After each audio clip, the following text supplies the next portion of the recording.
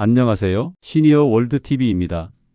오늘은 건강하려고 먹었는데 오히려 몸을 지치게 만들 수 있는 영양제 이야기를 해보려고 해요. 혹시 아침에 눈 뜨자마자 물 한 잔 마시고 그 다음에 영양제부터 챙기는 분 계시죠? 비타민 하나, 오메가 하나, 관절약 하나 이렇게요. 저도 예전엔 그랬어요. 솔직히 말하면 약통이 많아지면 왠지 나 되게 성실하게 건강 관리하는 사람처럼 느껴지거든요. 근데요, 여기서 함정이 시작됩니다. 우리가 영양제를 먹는 이유는 대부분 단순해요. 몸에 좋다니까, 남들도 먹으니까, 광고에서 좋다니까. 그런데 문제는 몸이 좋은 것도 많이 들어오면 부담을 느낀다는 거예요. 특히 나이가 들수록 몸은 젊을 때처럼 다 처리해버리는 공장이 아니에요. 간과 신장은 평생 쉬지 않고 일하는데 60대 이후엔 해독과 배출 능력이 전보다 느려질 수 있어요. 그러면 같은 양을 먹어도 몸이 더 무겁게 느껴지고 피로가 깊어지고 속이 더부룩해지고 잠이 얕아질 수 있죠. 이걸 많은 분들이 이렇게 넘겨요. 나이 들어서 그래. 근데 진짜로는 몸이 그만 넣어달라고 신호를 보내는 걸 수도 있어요. 여기서 중요한 구분 하나 할게요. 약은 치료를 위한 거고 용량과 기간이 정해져 있고 의사의 판단이 필요해요. 반면 영양제는 어디까지나 보조예요. 부족한 걸 채워주거나 생활이 불규칙할 때 도와주는 역할이죠. 근데 우리가 가끔 영양제를 약처럼 믿어버릴 때가 있어요. 피곤하면 비타민을 더 먹고 무릎이 아프면 이것저것을 더 먹고 몸은 휴식, 물, 식사를 원할 때도 많은데 우리는 자꾸 알약으로 해결하려고 해요. 제가 만난 어떤 어르신은 아침 식탁에 알약을 색깔별로 줄 세워놓고 드셨어요. 그 모습이 마치 약통 올림픽 선수촌 같았달까요? 그분이 저한테 웃으면서 그러셨어요. 이제 나 아프지 않겠지? 근데 몇 달이 지나고 나서 오히려 기운이 뚝 떨어지고 속이 안 좋고 잠이 얕아졌어요. 검사를 해보니 간 수치가 올라가 있거나 몸이 계속 피곤해하는 경우가 있었죠. 그분이 하신 말이 아직도 기억나요. 좋은 줄만 알았는데 이게 나를 이렇게 만들 줄 몰랐어. 오늘 영상은 겁주려고 하는 게 아니에요. 대신 딱 10초만 멈추게 해드리려는 거예요. 내일 아침 약통을 열기 전에요. 이게 진짜 내 몸에 필요한가? 지금 내 몸이 원하는 건 추가일까? 아니면 정리일까? 이 질문 하나가 생각보다 큽니다. 그래서 오늘은 많은 분들이 무심코 먹는 영양제 중에서 특히 주의가 필요한 것 5가지를 이야기할 거예요. 다만 여기서 중요한 말, 제가 무조건 절대 먹지 마세요 라고 단정하려는 건 아니고요. 질환이 있거나 약을 드시는 분, 수치가 필요한 분은 상황이 다르니까 반드시 담당 의사나 약사와 상담을 기준으로 보셔야 합니다. 오늘 영상은 광고 말고 내 몸의 기준으로 다시 보기가 목표예요. 자, 이제 본격적으로 들어가기 전에요. 지금 이 영상이 우리 부모님, 우리 가족 생각나게 했다면 구독 버튼 한번 눌러주세요. 그리고 좋아요까지 눌러주면 제 심장도 오메가 없이 맑아집니다. 농담입니다. 좋아요. 그럼 시작해 볼게요. 첫 번째로 많은 분들이 무릎이 시큰할 때 손이 먼저 가는 그 영양제, 관절에 좋다는 말로 유명한 그것부터 아주 쉽게 풀어보겠습니다. 좋아요. 이제 첫 번째로 들어갑니다. 많은 분들이 무릎이 시큰하거나 계단 오르내릴 때 나이 들었네 싶으면 손이 먼저 가는 영양제, 바로 글루코사민이에요. 이거 광고도 정말 많이 보셨죠? 나이 드신 분이 갑자기 산책을 휙휙 나가고 계단을 타타타 올라가고. 근데 솔직히 말하면 광고는 원래 현실을 반만 보여줘요. 광고는 늘 젊고 피부 좋고 관절 소리도 안 나고, 우리 현실은요, 앉았다 일어날 때 어이구가 자동으로 나옵니다. 그게 정상이에요. 글루코사민은 원래 우리 몸의 연골 쪽에 있는 성분과 관련이 있다고 알려져 있어요. 그래서 먹으면 연골이 튼튼해지겠지 하고 기대하게 되죠. 그런데 문제는 기대만큼 확실하다고 말하기 어려운 연구 결과들이 많다는 점이에요. 일부 큰 연구들에서는 통증이 줄었다는 사람도 있었지만 비슷하게 가짜 약이약을 먹은 사람도 통증이 줄었다고 느낀 경우가 꽤 있었고, 결국 차이가 크지 않았다는 분석도 있어요. 여기서 제가 하고 싶은 말은 단순해요. 먹으면 무조건 좋아진다는 믿음이 너무 커지면 위험해진다는 거예요. 왜냐하면 효과가 확실하지 않은데도 좋다니까라는 이유로 오래 많이 먹는 순간 몸에겐 다른 문제가 생길 수 있거든요. 특히 60대 이후에는 몸이 처리해야 할 일이 많아집니다. 글루코사민이든 어떤 성분이든 들어오면 결국 몸이 처리를 해야 해요. 그 과정에서 어떤 분들은 속이 더부룩하고 소화가 느려지고 몸이 더 피곤해지고 이런 신호가 나타날 수 있어요. 그런데도 관절에 좋대 하면서 계속 드시죠. 마치 차에 경고등이 켜졌는데도 아니야, 이 차는 원래 이런 차야 하고 그냥 달리는 것처럼요. 그리고 글루코사민에서 진짜 조심해야 하는 포인트 하나, 제품 원료가 해산물 각각류에서 오는 경우가 있어요. 그래서 해산물 알레르기가 있는 분들은 특히 조심해야 합니다. 알레르기는 좀 가렵내 수준에서 끝나지 않을 수 있어요. 숨이 답답하거나 두드러기 심하면 큰 문제가 될 수도 있으니까요. 이건 에이 설마가 아니라 안전이 먼저예요. 또 하나, 당뇨나 혈압약 같은 약을 드시는 분들은 영양제도 서로 영향을 줄 수 있어서 반드시 상담이 필요해요. 제가 여기서 특정 약 이름까지 들면서 단정하진 않을게요. 사람마다 상태가 다르니까요. 하지만 원칙은 이거예요. 약을 드시는 분일수록 영양제는 더 조심해야 합니다. 자, 그럼 여기서 질문 하나. 그럼 관절은 어떻게 지키냐? 이 질문이 진짜 중요해요. 정답은 의외로 화려하지 않습니다. 첫 번째, 체중 관리. 무릎은 체중을 그대로 버티는 부위라 체중이 조금만 늘어도 부담이 커져요. 두 번째, 꾸준한 가벼운 움직임. 무리한 운동 말고요. 매일 2030분 걷기, 가벼운 근력, 스트레칭 같은 것. 세 번째, 음식으로 염증 관리. 생선, 채소, 단백질을 골고루. 이런 기본이 실제로 오래가요. 영양제는요, 기본을 대신하는 주인공이 아니라 기본을 돕는 조연 정도로 생각하는 게 안전합니다. 그리고 진짜로 중요한 한 줄, 몸은 늘 신호를 보냅니다. 속이 불편해지고 피로가 늘고 잠이 얕아지고 붓는 느낌이 생기면 그건 더 먹어야 하는 신호가 아니라 좀 줄여달라는 신호일 수 있어요. 자, 이제 1번 글루코사민 얘기는 여기까지 정리하고요. 두 번째로 넘어가겠습니다. 두 번째는 피곤하면 하나씩 더 먹게 되는 그거. 바로 고용량 비타민입니다. 여기서 잠깐, 지금까지 들으면서 나도 이거 먹는데 싶으셨죠? 괜찮아요. 오늘은 겁주는 날이 아니라 정리하는 날입니다. 영상 끝까지 들으시면 내일 아침 약통 앞에서 딱 10초 멈추는 힘이 생길 거예요. 그럼 다음 고용량 비타민으로 바로 들어갈게요. 비타민은 많이 먹으면 더 좋다? 이 믿음부터 하나씩 깨보겠습니다. 자, 두 번째 이야기로 넘어갑니다. 아마 가장 많이 드시는 영양제일 거예요. 피곤하면 하나,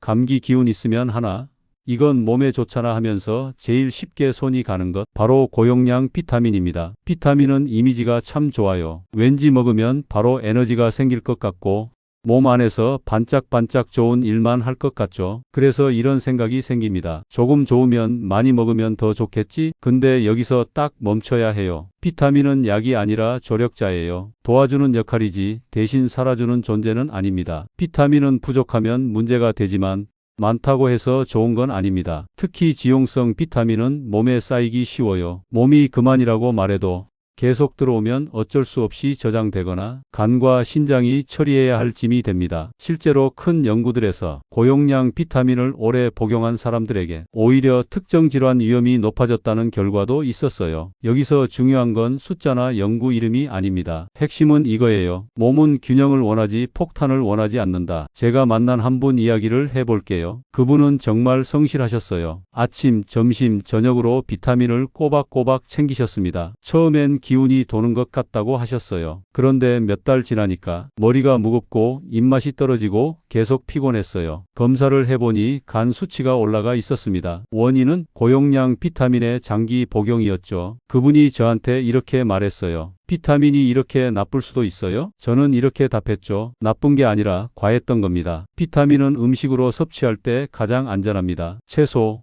과일, 생선, 달걀, 통곡물, 이 조합이면 사실 대부분의 비타민은 이미 충분합니다. 음식으로 들어온 영양은 몸이 필요한 만큼만 흡수하고 나머지는 자연스럽게 내보낼 수 있어요. 이게 바로 자연스러운 리듬입니다. 그런데 알약은 다릅니다. 몸이 선택할 시간도 없이 한꺼번에 들어옵니다. 그 부담이 쌓이면 피로, 속 쓰림, 잠 얕아짐, 얼굴빛 변화로 슬슬 신호를 보내기 시작해요. 특히 조심해야 할 경우가 있어요. 여러 비타민을 겹쳐서 먹는 경우입니다. 종합 비타민, 비타민 C, 눈에 좋다는 영양제. 이렇게 되면 같은 성분을 하루 권장량의 몇 배로 먹게 될 수도 있어요. 본인은 모르고요. 이게 제일 위험합니다. 여기서 오늘의 아주 실용적인 팁 하나 드릴게요. 지금 드시는 영양제를 종이에 한 번만 적어보세요. 이름이 아니라 성분을요. 같은 성분이 2번, 3번 들어가 있으면 그건 이미 과잉일 가능성이 큽니다. 그리고 기억하셔야 할 문장 하나. 비타민은 오래 먹는 게 아니라 필요할 때 잠깐입니다. 몸이 지쳤을 때, 식사가 불규칙할 때,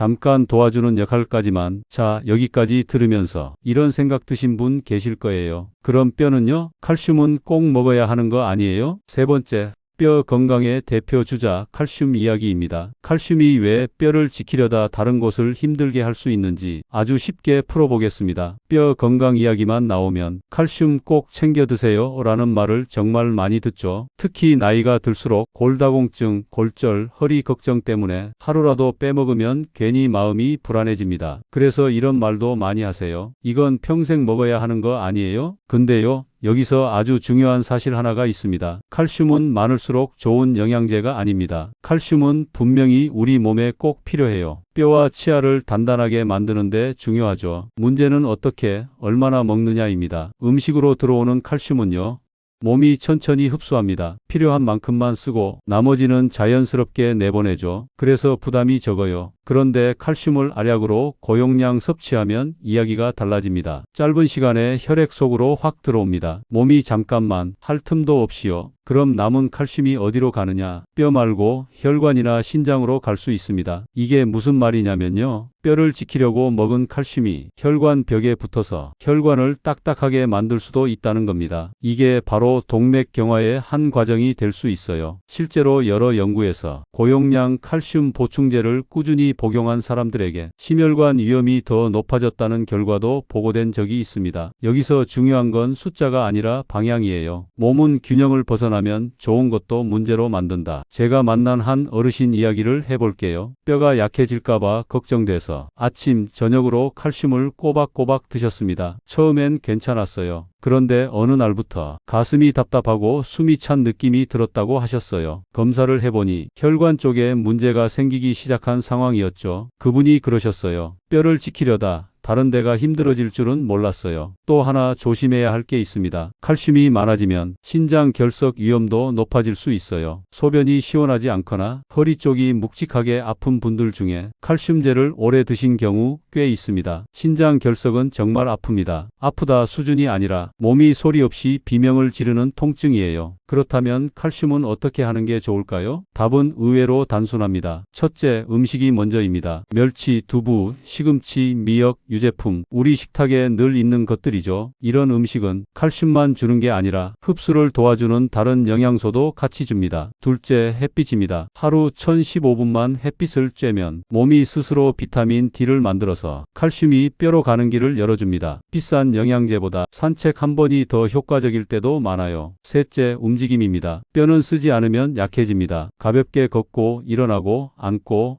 스트레칭하는 것만으로도 뼈는 아직 나 필요하구나 하고 반응합니다. 그래서 기억하셔야 할 문장 하나, 칼슘은 평생 먹는 약이 아닙니다. 필요할 때 검사와 상담을 통해 정해진 기간 동안만. 자, 여기까지 들으셨다면 이제 슬슬 이런 생각이 드실 겁니다. 그럼 혈관에 좋다는 오메가는 어때요? 그건 많이 먹어도 괜찮지 않나요? 네, 바로 그 질문. 네 번째 이야기.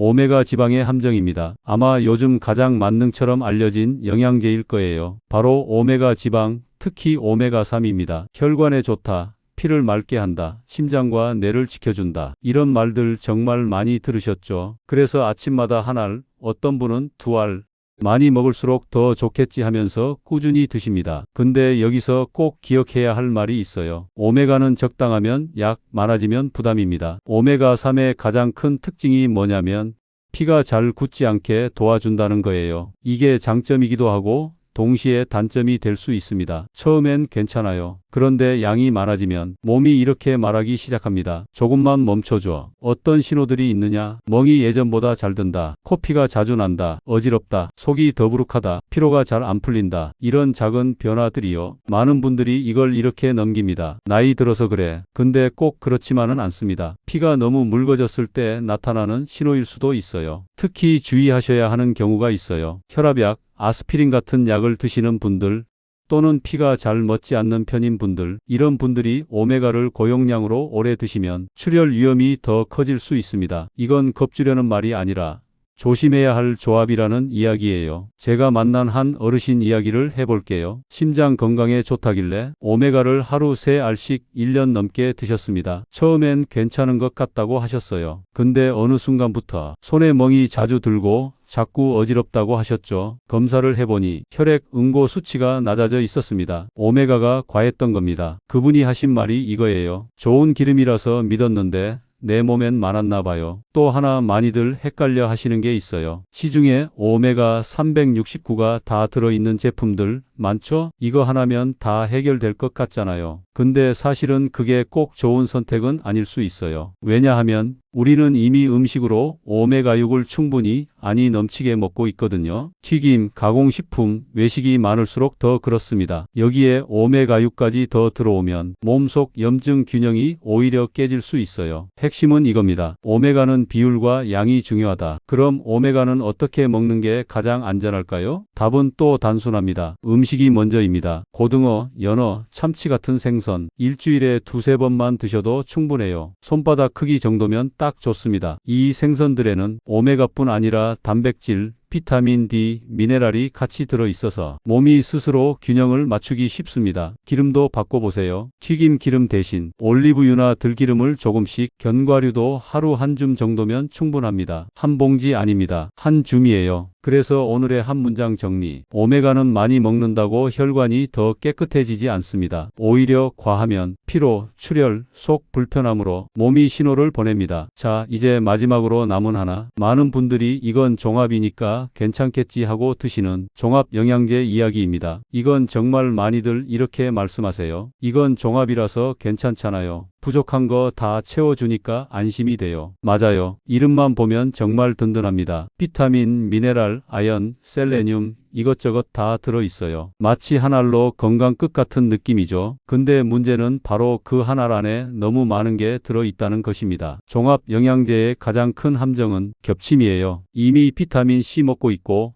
눈에 좋다고 루테인 먹고 있고, 혈관에 좋다고 오메가 먹고 있는데 여기에 종합 영양제까지 더하면 같은 성분이 하루 권장량의 2배, 3배가 되는 경우가 많습니다. 본인은 몰라요. 나는 하루 한 알만 먹는데 라고 생각하죠. 하지만 몸 입장에서는 아니 오늘 3번 들어왔는데 가 됩니다. 특히 비타민 A, D, E, K 같은 지용성 비타민은 더 조심해야 합니다. 이건 몸에 쌓이기 쉬워서 겹쳐 먹을수록 부담이 커져요. 제가 만난 한 어르신 이야기입니다. 아침엔 종합 영양제, 점심엔 눈 영양제, 저녁엔 오메가, 전부 좋다고 해서 드신 거예요. 몇 달 뒤에 어떤 일이 생겼냐면요. 입이 마르고 눈이 침침하고 계속 피곤하고 얼굴빛이 탁해졌습니다. 검사를 해보니 간 수치가 올라가 있었어요. 원인은 병이 아니라 겹쳐 먹은 영양제였습니다. 그분이 하신 말이 아직도 기억나요. 이렇게까지 많이 먹고 있는 줄 몰랐어요. 그래서 오늘 꼭 드리고 싶은 실천 팁이 있습니다. 아주 간단해요. 지금 드시는 영양제 목록을 한번 적어보세요. 이름 말고 성분을요. 같은 성분이 2번 이상 나오면 그건 이미 줄여야 할 신호입니다. 그리고 종합 영양제는 매일 먹는 기본템이 아닙니다. 식사를 제대로 못한 날,